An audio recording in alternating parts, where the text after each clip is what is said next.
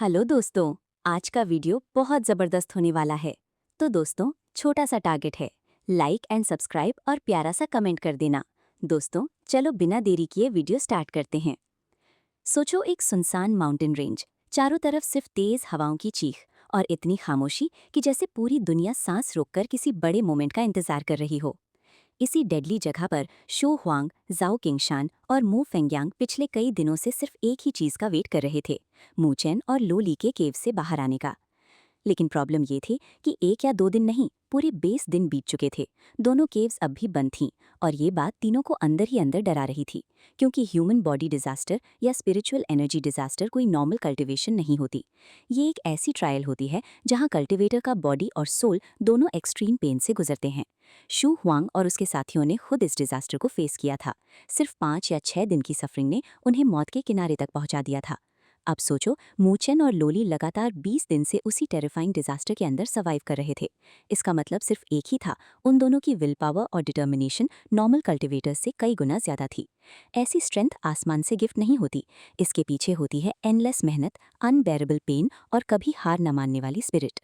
ये सोचकर शू हुआंग, जाओ किंगशान और मू फेंगयांग के दिल में मूचेन और लोली के लिए रिस्पेक्ट और भी बढ़ गया। बाहर की दुनिया सिर्फ उनकी टेरिफाइंग पावर देखती थी, लेकिन कोई ये नहीं जानता था कि उस पावर को पाने के लिए उन्होंने कितनी बड़ी कीमत चुकाई है। इसी बीच जाओ किंगशान ने अपनी अकेडमी प्लैक निकाली और एक बुरी खबर सामने आ गई। उनकी टीम की रैंकिंग गिरकर सीधा 14th प्लेस पर पहुंच चुकी थी। इतने दिनों तक कल्टिवेशन में बिजी रहने की वजह से उन्होंने एक भी पॉइंट कलेक्ट नहीं किया और दूसरी टीम्स उनसे आगे निकल गई थी। अगर ऐसा ही चलता रहा तो टॉप 16 से बाहर होना भी तय था। लेकिन हैरानी की बात यह थी कि शू हुआंग बिल्कुल भी परेशान नहीं हुआ। उसने शांत होकर कहा कि अभी पॉइंट्स इंपॉर्टेंट नहीं है। अगर इस स्टेज पर रैंकिंग बहुत ऊपर चली गई तो हर पावरफुल टीम उन्हें टारगेट बनाना शुरू कर देगी और बिना इनफ स्ट्रेंथ के ज्यादा पॉइंट्स सिर्फ दूसरों के लिए गिफ्ट बन जाते हैं। ये बात सुनकर जाओ किंगशान भी तुरंत अग्री कर गया। मूचेन ने पहले ही सबको समझा दिया था कि टूर्नामेंट की शुरुआती फेज में असली चीज पॉइंट्स नहीं बल्कि अपनी स्ट्रेंथ बढ़ाना है। जब पावर ही नहीं होगी तो जितने भी पॉइंट्स कलेक्ट कर लो, आखिर में सब किसी और के हाथ चले जाएंगे। अब तीनों का पूरा फोकस सिर्फ एक मिशन पर था। जैसे ही मूचेन और लोली सक्सेसफुल होकर बाहर आएंगे, सब मिलकर असली डिवाइनवुड पैलेस के रिमेन्स की तरफ निकलेंगे। सिर्फ एक ब्रांच रूइन नहीं उन सब की स्ट्रेंथ को इतना बूस्ट कर दिया था। तो सोचो, असली डिवाइनवुड पैलेस के अंदर कितनी टेरिफाइंग इनहेरिटेंस और कितने प्राइसलेस ट्रेजर्स छुपे होंगे। शू हुआंग की आंखों में एक्साइटमेंट चमक उठी। अगर सब कुछ प्लान के हिसाब से हुआ तो शायद वो लोग भी स्पिरिचुअल एनर्जी डिजास्टर को चैलेंज कर सकें और उसके बाद उनकी टीम किसी भी एकेडमी की स्ट्रॉन्गेस्ट टीम से टक्कर लेने लायक बन जाएगी। जाओ किंगशान और मू फेंगयांग ने भी बिना देरी किए सिर हिला दिया। उनके दिमाग में सिर्फ एक ही चीज चल रही थी, एंशिएंट इनहेरिटेंस। कहा जाता था कि डिवाइनवुड पैलेस के असली रिमेन्स के अंदर पूर्वज एक्सपर्ट्स की लेगेसी छुपी हुई है।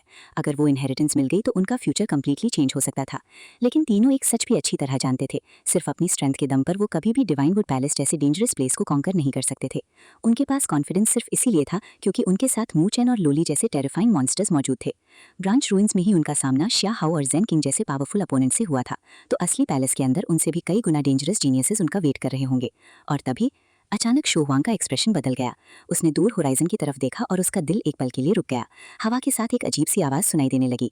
अगले ही सेकंड उसने महसूस किया कि कई अलग अलग डायरेक्शन से टेरिफाइंग स्पिरिचुअल एनर्जी वेव्स उनकी तरफ रैपिडली बढ़ रही थीं। तीनों ने एक दूसरे की तरफ देखा और बिना एक शब्द बोले तुरंत खड़े हो गए। एक पल में उनके हाथों में पावरफुल लॉन्ग स्पीयर्स मटेरियलाइज हो गए। सबकी नजरें सीधा उस डायरेक्शन पर टिक गईं जहां से वो एनर्जी वेव्स आ रही थीं। ये कोई कोइंसिडेंस नहीं था। टॉप 16 टीम्स की लोकेशन एकेडमी प्लैक पर क्लियरली दिख रही थी और इस वक्त वो तीनों दूसरी टीम्स की नजर में बिल्कुल आसान शिकार बन चुके थे। मतलब एक बात बिल्कुल क्लियर थी, ये लोग सीधा उन्हीं के पास आ रहे थे। सबसे बड़ी प्रॉब्लम ये थी कि मूचेन और लोली अभी भी आइसोलेशन कल्टीवेशन के बीच में थे। अगर इस वक्त किसी ने उनकी कल्टीवेशन डिस्टर्ब कर दी तो सारी मेहनत बर्बाद हो सकती थी और डिजास्टर उनकी जान भी ले सकता था। शू हुआंग की आंखें एकदम ठंडी हो गईं। उसने स्पीयर को और मजबूती से पकड़ा और धीरे से बोला, बैटल के लिए तैयार हो जाओ, चाहे हमें अपनी जान ही क्यों ना देनी पड़े। किसी को भी मूचेन और लोली की कल्टीवेशन डिस्टर्ब नहीं करेंगे। ये शब्द सुनते ही जाओ किंगशान और मू फेंगयांग के एक्सप्रेशंस भी बदल गए। अब उनकी आंखों में सिर्फ एक ही चीज थी, लड़ाई। और माउंटेन की वो खामोशी अगले ही पल खूनी बैटल में बदलने वाली थी। ग्रेट स्पिरिचुअल एकेडमी टूर्नामेंट अब अपनी सबसे डेंजरस फेज में एंटर कर चुका था। शुरुआत में ह्यूमन बॉडी डिजास्टर क्रॉस करना ही किसी भी क्यूटिवेटर की सबसे बड़ी अचीवमेंट मानी जाती थी, लेकिन सिर्फ एक महीना बीतने के बाद पूरा गेम बदल चुका था। ब्रोकन कॉन्टिनेंट के हर कोने में छुपे एंशिएंट रूइंस, इनहेरिटेंस और ट्रेजर्स ने काउंटलेस जीनियस क्यूटिवेटर्स की स्ट्रेंथ को कई गुना बढ़ा दिया था। अब सिर्फ ह्यूमन बॉडी डिजास्टर क्रॉस कर लेना किसी को पावरफुल प्रूफ करने के लिए काफ़ी नहीं था। हर दिन नए मॉन्स्टर्स सामने आ रहे थे और कंपटीशन पहले से कई गुना ज्यादा टेरिफाइंग होता जा रहा था। इसी बीच सू होंग, जाओ किंगशान और मू फेंगयांग एक बहुत ही डेंजरस सिचुएशन में फंस चुके थे। दूर आसमान से एक नहीं, दो नहीं, बल्कि 6 से 7 टीम्स सीधा उनकी तरफ बढ़ रही थी। सबसे शॉकिंग बात ये थी कि ये टीम्स एक दूसरे की एनिमीज होकर भी परफेक्ट कोऑर्डिनेशन के साथ मूव कर रही थी। ग्रेट स्पिरिचुअल एकेडमी टूर्नामेंट में ऐसा सीन लगभग कभी देखने को नहीं मिलता था। नॉर्मली हर एकेडमी सिर्फ अपनी टीम पर भरोसा करती थी। अगर अलायंस भी बनता था तो उसके पीछे सिर्फ सेल्फिश मोटिव होता था। जैसे श्याहो और जेन किंग का अलायंस, दोनों एक दूसरे का यूज कर रहे थे और कभी भी अपनी असली स्ट्रेंथ रिवील नहीं करते थे। लेकिन इस बार सब कुछ अलग था। ये मिस्टीरियस अलायंस बिल्कुल एक ही आर्मी की तरह मूव कर रहा था। हर मेंबर दूसरे के साथ परफेक्ट सिंक्रोनाइजेशन में था। सोहोंग को तुरंत समझ आ गया कि सामने खड़े लोग नॉर्मल अपोनेंट्स बिल्कुल नहीं हैं। अगले ही पल उन ग्रुप्स में से एक ब्लैक क्लोथ्स पहने यंग क्यूटिवेटर आगे बढ़ा। उसकी आंखों में कॉन्फिडेंस नहीं, सीधा एरोगेंस दिख रहा था। उसने सोहोंग को देखते ही ठंडी आवाज में पूछा, क्या तुम नॉर्दर्न हेवन स्पिरिचुअल एकेडमी की टीम हो और तुम्हारा कैप्टन मूचेन है? सोहोंग ने बिना डरे सीधा जवाब दिया, तुम लोग कौन हो और यहाँ किस लिए आए हो? यंग क्यूटिवेटर के लिप्स पर हल्की सी स्माइल आ गई। मैं चैनशी हूँ। नाम बोलते ही उसने आसपास नजर डाली और फिर सीधा अपना असली टारगेट बता दिया। हमें तुम्हारे पॉइंट्स चाहिए और डिवाइन वुड पैलेस का डिवाइन कोटा भी। वो असली में जेन किंग का होना चाहिए था। इतना बोलकर उसकी नज़र सीधा उन दोनों बंद केव्स पर जा टेकी जहां मूचैन और लॉली आइसोलेशन कल्टीवेशन में थे। एक पल के लिए उसकी स्माइल और गहरी हो गई। तो मूचैन अभी भी कल्टीवेशन के अंदर है। लगता है फाइनल ब्रेक थ्रू की लास्ट कैम्बल चल रही है। ये सुनकर सुहोंग का एक्सप्रेशन तुरंत ठंडा हो गया। उसने स्पीयर को और मजबूती से पकड़कर गुस्से में कहा, तुम हमारे पास से कुछ भी नहीं ले जा पाओगे। लेकिन चैनशी सिर्फ हंस पड़ा। मूचैन खुद भी मुझसे ऐसे वर्ड्स बोलने लायक नहीं है। और तुम तीन जो अभी अभी ह्यूमन बॉडी डिजास्टर क्रॉस करके आए हो, तुम खुद को समझते क्या हो? नॉर्दर्न हेवन स्पिरिचुअल एकेडमी बस इतनी ही पावरफुल है? उसने एक सेकंड भी वेस्ट नहीं किया। सीधा हाथ उठाया और कमांड दे दी, इन्हें रोक दो और उसके बाद केव्स तोड़ देना। कमांड मिलते ही उसके पीछे खड़े 5 human body disaster experts lightning की स्पीड से आगे बढ़ गए। सोहंग, जाओ किंगशान और मू फेंगयांग ने भी बिना एक पल सोचे सीधा चार्ज कर दिया। अगले ही सेकंड पूरा माउंटेन बैटलफील्ड बन गया। 3 वॉरियर्स सामने 5 ह्यूमन बॉडी डिजास्टर एक्सपर्ट्स। लेकिन फिर भी सोहंग और उसके साथियों ने 1 इंच भी पीछे हटने से मना कर दिया। उनकी स्पिरिचुअल एनर्जी एक साथ ब्लास्ट हुई और टेरिफाइंग कोलिशन ने पूरे माउंटेन को हिला दिया। Boom boom. एक्सप्लोसिव अटैक्स लगातार टकराने लगे। नंबर में कम होने के बावजूद सोहोंग की टीम ने इतनी फियर्स रेजिस्टेंस दी कि सामने वाले 5 एक्सपर्ट्स भी तुरंत आगे नहीं बढ़ पाए। लेकिन असली डेंजर अभी बाकी था। कुछ दूर एक और माउंटेन पीक पर 5 खूबसूरत फिगर्स चुपचाप ये सब देख रही थीं। ये और कोई नहीं, वेन किंगशान की टीम थी। उनकी ट्विन सिस्टर्स में से एक ने हैरानी से पूछा, कैप्टन, मूचैन कल्टीवेशन में है, सिर्फ 3 लोग इतने बड़े अलायंस को कैसे रोक पाएंगे? वेन किंगशान ने बिल्कुल शांत एक्सप्रेशन के साथ बैटलफील्ड को देखा। उसके लिप्स पर हल्की सी स्माइल आई। ये उनका बैटल है। फिर उसने धीरे से एक और बात कही, और मुझे नहीं लगता स्पिरिचुअल रोड की फेमस ब्लडी कैलामिटी इतनी आसानी से खत्म होने वाली है। उसके वर्ड्स में मूचैन के लिए कॉन्फिडेंस साफ दिख रहा था। सब लोग बैटलफील्ड देख रहे थे। लेकिन इसी बीच चैनशी ने अचानक अपनी फिंगर उठाई। एक टेरिफाइंग स्पिरिचुअल एनर्जी बीम उसकी उंगली से निकली और लाइटनिंग की स्पीड से सीधा मूचैन के केव की तरफ शूट कर गई। अगले ही सेकंड पूरा माउंटेन थंडर की तरह गरज उठा और चैनशी की ठंडी आवाज पूरे बैटलफील्ड में गूंज उठी, मूचैन बाहर आ जाओ। चैनशी का अटैक इतना टेरिफाइंग था कि उसकी स्पिरिचुअल एनर्जी बीम सीधा माउंटेन केव से टकरा गई। अगले ही सेकंड पूरा माउंटेन जोर से हिल गया। बड़े बड़े पत्थर टूटकर नीचे गिरने लगे और केव का एंट्रेंस लगभग तबाह हो गया। ये देखते ही शू हुआंग, जाओ किंगशान और मू फेंगयांग का गुस्सा फूट पड़ा।